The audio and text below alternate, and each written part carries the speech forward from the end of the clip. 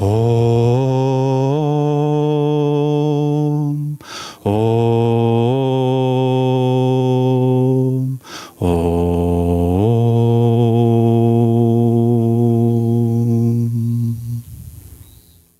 Good morning, everyone. I, too, would like to welcome you to our Sunday service here today, both here at Ananda Village and online. I'd like to start with reading from Yoganandaji's Whispers from Eternity, his poems and prayer demands. This reading is entitled, I Want to Build a Rainbow Bridge of Self-Realization. The gulf of ages lay between thee and me, widening as the waters of my oblivion of thee grew through the centuries. I stand on this rocky shore of matter, gazing out over the gulf, hoping to see beyond thy smooth shores of peace. My inner thought architects will build for me a bridge of constant remembrance of thee. The strong metal girders of self-control now are being riveted together. My dreams of thee gather to make a rainbow bridge of self-realization, over which very soon I will reach thy shore.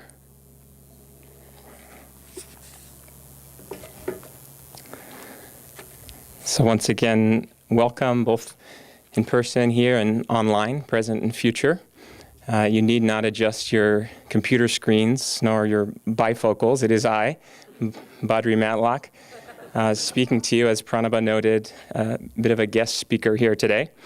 A bit of context, some weeks ago I suggested or asked Jyotish and Devi, the spiritual directors of Ananda, to consider giving the opportunity for some of our next wave or our next generation, some of our younger teachers and members here, the opportunity to speak at Sunday service, just as kind of a casual remark. And being the open and expansive great souls that they are, they said, sure, go for it. And so I was referring to some other next wave speakers, but I also wasn't so foolish as to dismiss this possibility here today.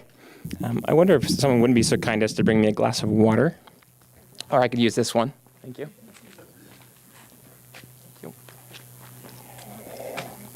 This is thirsty work. Now then, today's topic, self-effort, and really that instance with Jyotish and Devi is our first kind of not so subtle implication, if you will. There's a bit of a hallmark of self-effort here at Ananda, and that is that everything that we do, if we have a good idea, an inspiration of some kind, even if it's kind of a bad one, it's our opportunity to roll up our sleeves and kind of get to work. And so the title actually of today's topic is, once again, a not so subtle teaching in that regard. Self-effort too is needed. And so then it's not so much a question of if or even when, but in fact how and of what kind. And the reading, of course, today from the Bible teaches that this woman who was gathered in the crowds with the many devotees kind of flocking and suffocating, as it says, Jesus, she alone had the ability to draw on that power from God, from the Lord. And what was it what was the subtlety that allowed her to do that? Of course, on this topic, an incident that comes to mind from the life of Swami Kriyananda, our founder and our great teacher and friend here, is the incident with his time in Los Angeles with his guru, Yogananda, when he was making great spiritual effort and he felt that he was really getting nowhere. And who among us has not experienced this feeling at times? He approached the master and said, Master, I keep trying and trying and trying, and I feel as that I'm getting nowhere. Am I not trying hard enough? And of course, the master's reply, no, you're trying too hard. You must emphasize relaxation. And so we must emphasize relaxation in our effort, in everything we do, and devotion in order to allow that effort and that energy to flow. A few weeks ago, we enjoyed here at Ananda the early days at Ananda panel, which is a really inspiring and delightful annual event where some of the early members and founders of Ananda share in a rather informal panel, kind of a satsang, just some of the highlights, the challenges, the inspirations from that era, that historic era of Ananda, which really was here at Ananda Village in its beginnings. And in that panel, Nai Swami Jyotish shared something that was a rather trivial remark, I think, in the context of his talk, but struck me. He said that the first structure ever built at Ananda, for those of you that know, it wasn't Swami Kriyananda's home, it wasn't the temple, it wasn't the dining or the bathroom, it was the water tower up there at the meditation retreat. And as I say, Jyotish just shared this and kind of got on with his story, but it struck me in the moment that here's a symbol for God's power and God's energy in the world. What it took to construct that water tower and the water therein allowed for water to flow to the retreat and to the very beginnings of Ananda.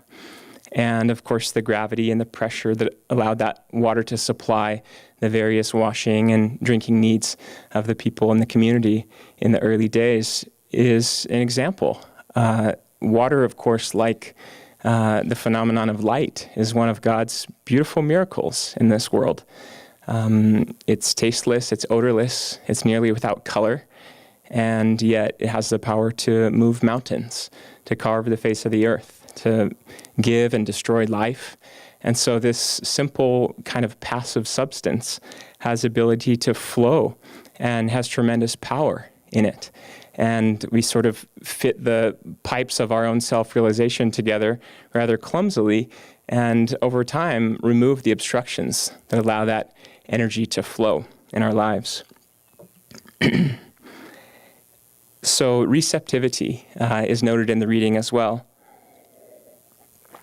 And this woman who touched Jesus and who was receptive enough to draw on that power is instructive for all of us in our spiritual practices and in our self-effort to let that energy to flow. When we pray, for example, we should pray after meditation when we've stilled our consciousness enough for God to listen. Because, of course, He's always listening, but who in fact takes the time to listen when we haven't taken the time to get their attention? We should pray less, in fact, and really yearn for God more.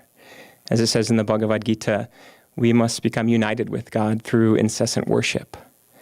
And I had an experience of this recently that, again, seemed kind of trivial at the time, but it was really beautiful reflecting on it when I was driving late one night, returning from Portland, actually, with my wife and our 2 young children from the yoga fest and various activities in Portland just a few weeks ago.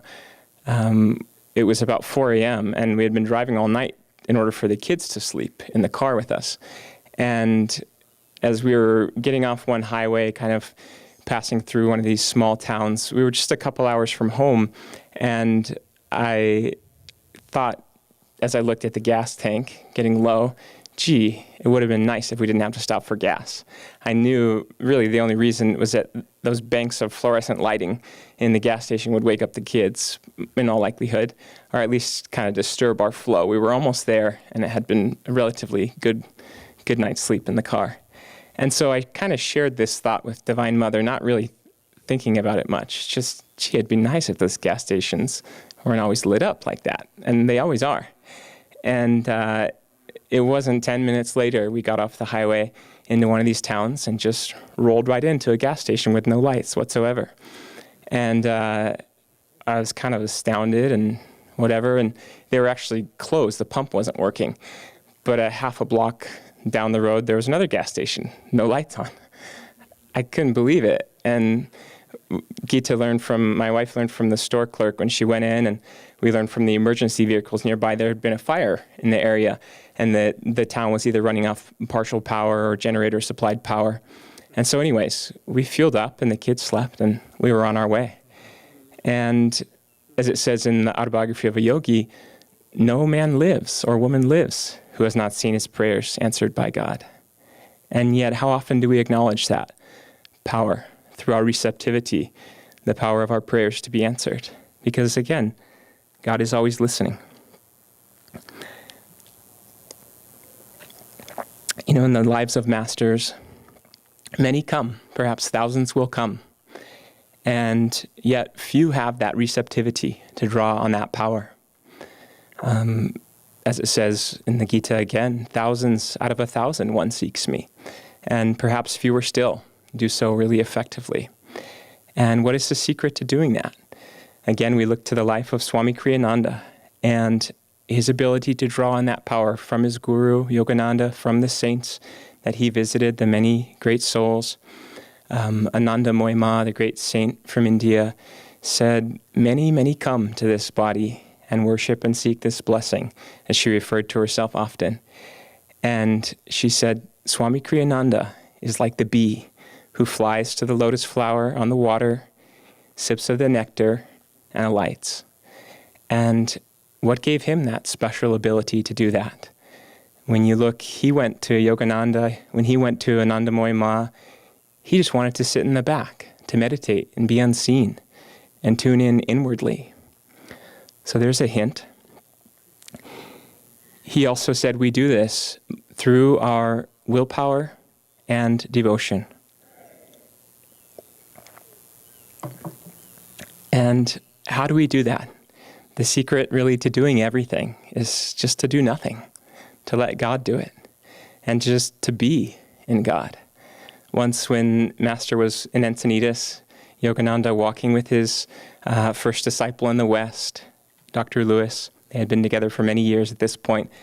They were walking on the bluffs near the beach, and the Master said, let's go in and have something to eat. And so they went into the Hermitage kitchen there, and Yogananda himself, who loved to cook, cooked a light meal of some vegetables and perhaps some rice.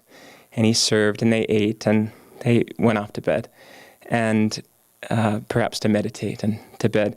When Dr. Lewis reached his room that evening, he said the room was filled, suffused with this brilliant divine light.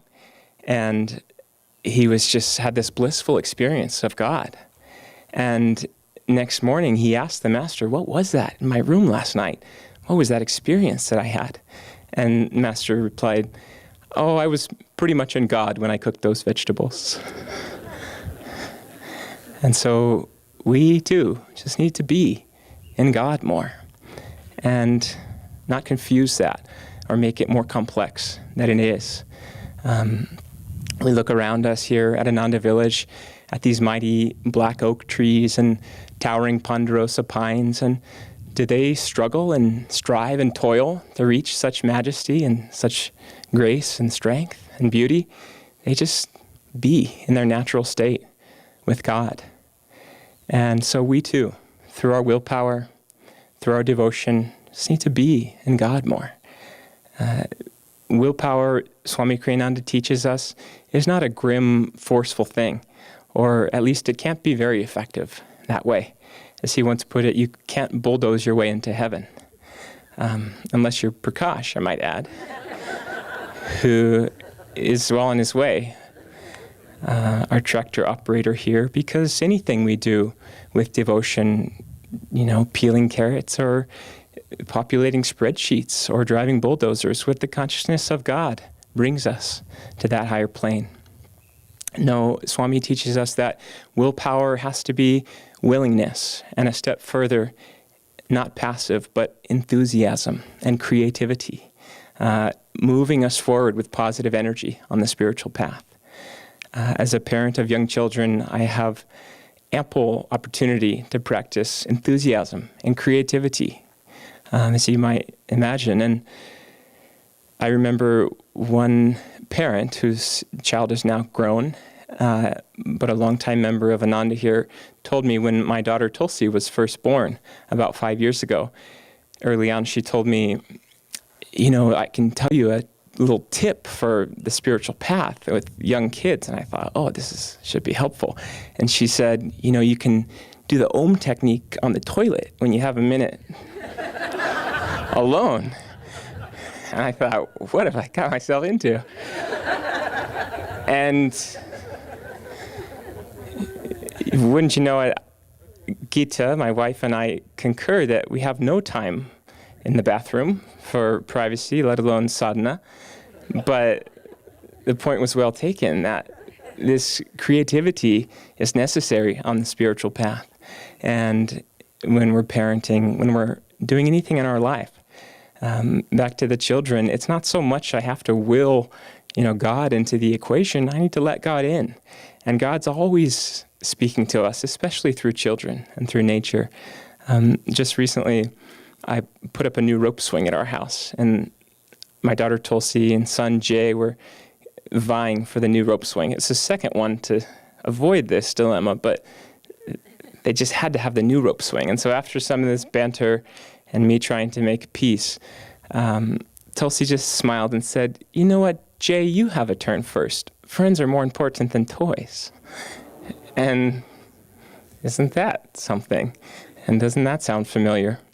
Another thing she told me recently when we were in Portland was, "Dad, your heart's like a love volcano. And you just need to open up the flow, and then the lava can flow." And so she says to her brother, Jay, I lava you. She can joke like her grandfather. And so this creativity on the spiritual path, this enthusiasm through all God's channels. And again, this devotional love, this power of devotion that is really unmatched in its ability to bring God, to let God flow. This story, again, in the reading is reminiscent of a story told by Sri Ramakrishna, a great saint from India. Ramakrishna tells the story in the life of Bhagavan Krishna, the Lord incarnate and incarnation of divine love. The gopis, the devotees of Krishna, were gathered there, and they were praying and yearning and really calling to God, to Krishna, who was nearby, but seemingly aloof or unrespondent to their prayers. And they went on in this way, clamoring and calling for God as Krishna, and yet he didn't respond. And then Radha came, the great lover of God and greatest devotee of Lord Krishna. And she whispered, just called softly to the Lord, and Krishna was there in an instant, because she came from that deepest place of love. And that is the power of devotion in anything that we do, not just in our meditation, certainly there, but in all of our activities and efforts. That quality of devotion has the instantaneous power, if it comes from that deep place, to draw God in and let him flow. I'll just add one more quality to Swamiji's equation, and it touches on the affirmation today, this idea of renunciation and non-attachment. Being free from the binding forces of attachment in this world and allowing God to flow there. Swami Kriyananda on this score as well. We know that he wrote countless pieces of music, for example. Just beautiful and brilliant music. And he said, I love my music because it's not my music. And he knew that total freedom allowed for God to flow everywhere. Another example of non-attachment is a saint, or I guess philosopher, Diogenes from Greek times, who was an uncanny fellow, I believe, a brilliant man by certain accounts, but also highly eccentric. I think he lived in a jar or a tub by certain accounts. In any case, there he was, a total renunciate. And he was visited by the king of Greece, I guess, at the time, of Athens, Alexander, I suppose. And he was very impressed by this renunciate. And he said, "What can I, the great King Alexander, offer to you?" Diogenes, and he kind of looked up from his jar and said, "Stand a little to the left and let the sunlight through, please." And so this man had it. He had that freedom and that non-attachment that allowed the simple joy of God to flow unobstructed in his life.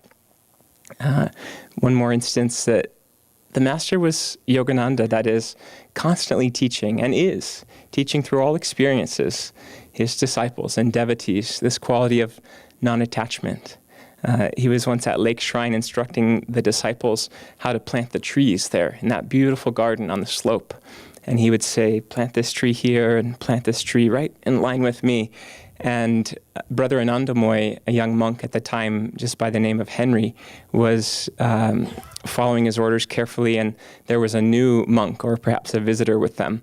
And so the 3 or 4 monks were there digging and planting and fertilizing and watering, and Yogananda one time would say, no, not there, over here, and no, not there, over here. And after 3 or 4 times of this, the disciples knew, except for this new guy, that he was testing them, are they attached? Are they just serving? And that's where obedience comes in. It's not blind obedience, it's just being free. And when Brother Anandamoy, finally the 4th time looked down at Master, he saw, plant it in line with me. And when they were almost done planting, he stepped to the side. No, I said in line with me. And so he smiled, and this, other visitors, he just said, I didn't come here for this. He didn't understand that God's always rearranging our life and just testing us. Are you free? Are you living in my joy? And so in the final analysis, there really is nothing to self-effort. There's nothing to do, in fact. As I say, the secret to doing everything is to do nothing. And as long as we're the ones doing it, nothing will ever work out. But really that key of self-effort is loving God, is devotion, and just letting God flow into our lives. We just show up and we stay put and we don't quit. And that's the power of self-effort and God's grace to flow. And then more and more, our lives will be not like the beggar in the story who, when approached by the king, and was really astonished when the king asked him, what is it that you can offer me? And all the beggar could produce was a little grain of rice. That grain, he noticed in his little sack of grains later that evening, he just had one golden grain of rice, had been transmuted into pure gold. And he thought, what if I had given everything to the king? And so instead, as devotees, we need to give everything in our lives, just through really tireless effort. But in the end, just by God's grace, our lives will become just shining examples of his golden light, and the world around us, too, will be filled with that light. Any blessings.